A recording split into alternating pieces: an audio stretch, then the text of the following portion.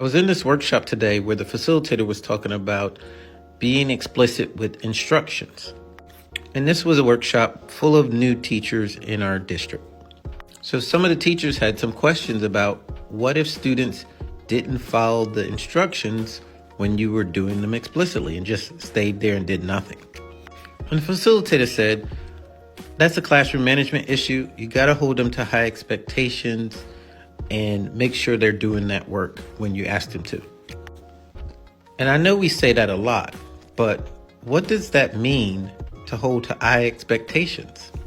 So that made me think about high expectations in my own journey as a teacher from the first year until where I am now. And what I'm about to share, you're probably going to disagree with. But as a first year teacher, I remember my high expectations were holding them to doing the content and that they had to learn the content, and anybody that didn't want to learn or distracted others from doing that shouldn't be in the classroom. But as I evolved, I wanted more students to be successful, so I had to change my expectations to something different. So my expectation changed from just about the content to more about the type of people that I wanted to create in the classroom, and the things that I wanted to create were quality citizens. And some of the values of that were kids that could work together, kids that whenever there was an issue, they would ask a question, they would use each other as resources, those kind of skills.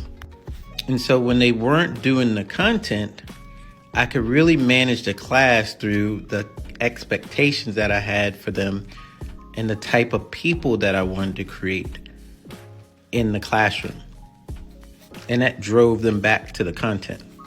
And there's other ways you could do it. You could say, I want to create leaders, right? And there's certain values that are created with leaders. Or I want to create scholars, and there's certain values and habits that are connected to people that are scholars. But I think it's hard to manage a class when you have those expectations that are just centered around the content. And it's easier to manage the class when you go beyond the content and really stick to habits and values that are going to make them better people in the long term, which will relate to their habits that they are going to have as they're going to be successful academically. Tell me where I'm wrong.